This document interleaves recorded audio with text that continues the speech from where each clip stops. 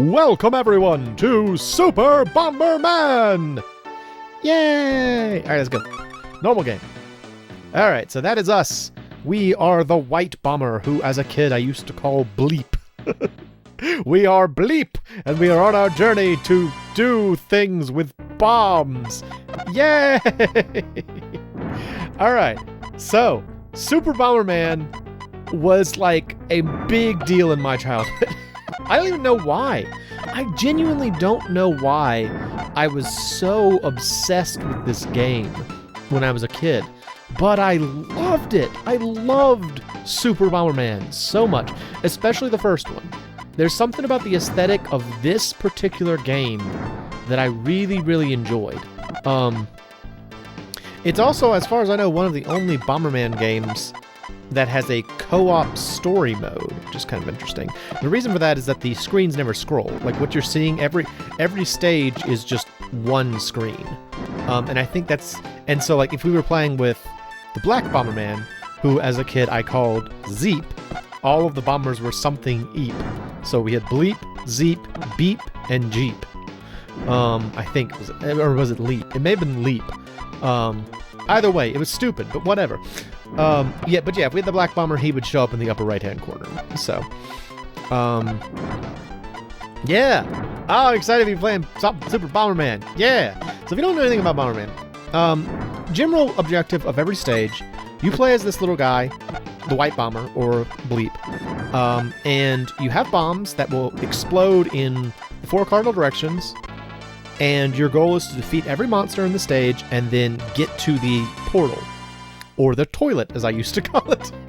We called it the toilet because it looked like you got flushed down the toilet when you did it. Oh, so many juvenile jokes. I used to play this game all the time with my friend who lived up the street, and I would always play as the Black Bomber or the White Bomberman. And he would always play as the Black Bomberman, and it was just fun. We'd just play it over and over again. Like, I've beaten this game many times.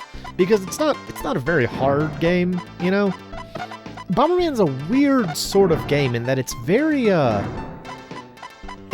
deliberate, I would say. Everything you do is very deliberate.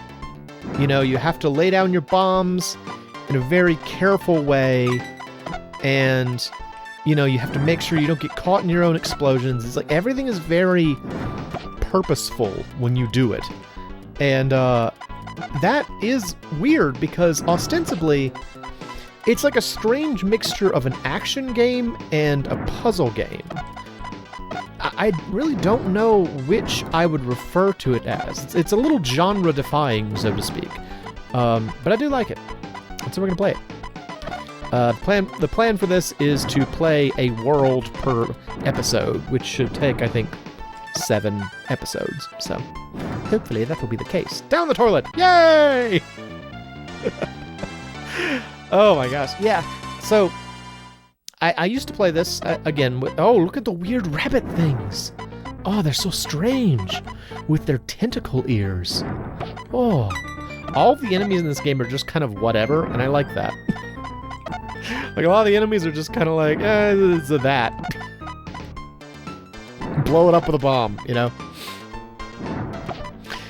What was I saying? Yeah, so I used to play this not only with my friend up the street, but also I had the Super Multi-Tap.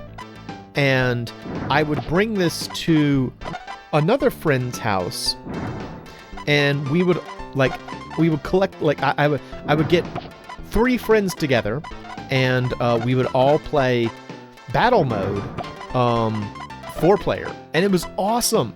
Oh my gosh, it's so much fun to play a Super Nintendo game 4-player because there's so few that you can actually do that with. So it was really exciting anytime it happened, and I loved it.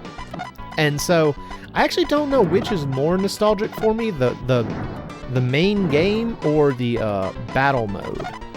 I don't know. We're probably not going to be playing any battle mode. Also, you might be noticing that I'm making the point of destroying all of the destructible terrain. That's because you can get multiple power-ups. Actually, I believe that was a change they made for this game as compared to the previous Bomberman games. Namely that you could get more than one power-up per state. Oh, I died. Doggone it. Oh! It's invincibility. That's helpful. I'll take that.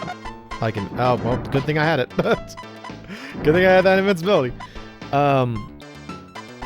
Yeah, in earlier Bomberman games, I believe it was the case that you could only ever get one power-up per level, which meant that it was very difficult to kind of, like, get stronger. By contrast, though, in this game, it's very easy to get stronger, and it can lead to some sort of very much unmanageable situations. So, I guess I'll explain a little bit about... I'm just kind of rambling, but whatever. That's what I do. It's the first episode. That's what I always do. I'll explain a little bit about the power-ups. The two main power-ups that you will see are... it's like a little fire guy. I always call him Sparky. It's like a little fireball with a face. That increases the maximum distance of your bombs by 1. There's also a golden one, which I call the Golden Sparky. Was very clever with names back then.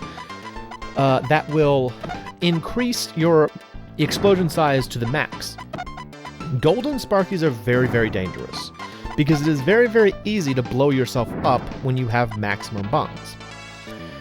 Now, what is the max? I think the maximum's like 7, maybe, of both the Golden Sparkies, or of both the Sparkies and also, oh, so that what I just got there are remote bombs. So now I can lay a bomb, and when I push B, the bomb will detonate. They're incredibly useful tools.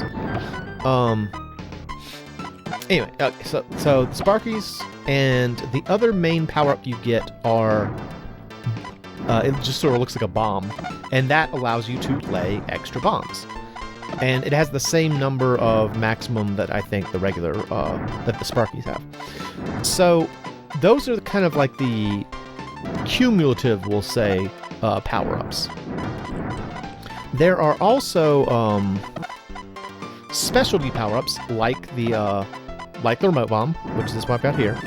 It sort of looks like a, you may have seen it, looks like a heart with a bomb in the middle. So it's like a heart bomb. That's just extra time. It's not so much a factor yet, but later on in the game, we will be needing extra time. There will be levels that I lose just because I run out of time. Just can't beat them. Let's see, what else? There is Kick Bomb. I got that earlier. It sort of looks like a foot kicking a bomb, and allows you to, like, when you bump into a bomb from the side... There it is, yeah. So bump into the bomb from the side and kick it down the way. Very helpful. There's also the Punch Glove, which looks like a boxing glove. That will allow you to, like, punch, and when you do that, it knocks the bomb above the terrain for, like, I think 1 square, and it will allow you to kind of, like, well, punt bombs over to new areas. Now, a lot of these items are particularly useful in battle mode. They're a little bit harder to use in the regular game. There are also a couple of items related to movement. There is the pass bomb and the pass wall, which look like a bomb with lines going through it, and that's a bomb power-up right there. A bomb with lines going through it, or a wall with lines going through it.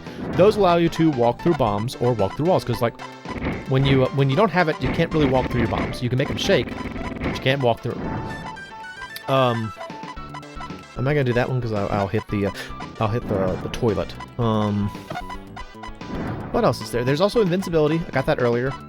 Invincibility actually has a fun quirk in this game that I will probably show off in the next episode, actually, because there's something that I almost always make a point of using invincibility for in the next world we get to. Is that it? There's also a couple, like, power-up items, like point items. Like, there's...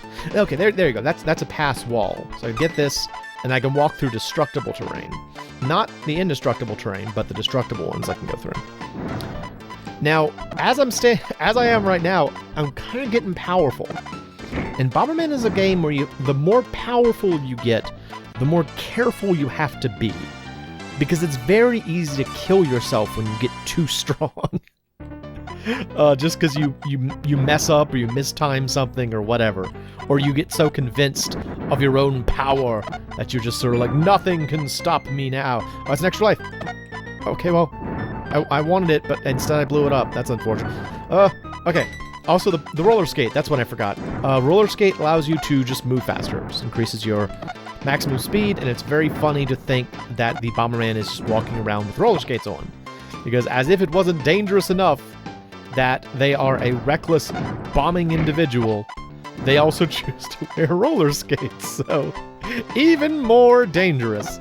But yeah, the fact that I have both remote bombs and the pass to the wall thing is incredibly helpful, and also incredibly likely to get myself killed.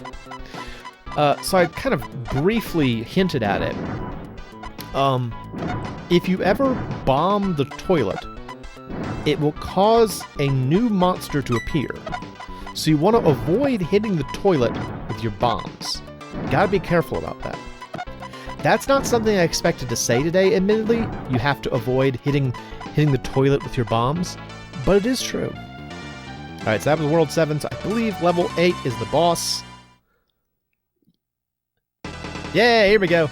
The boss of the first world is this guy. He's got a hammer, and you just gotta hit him with bombs.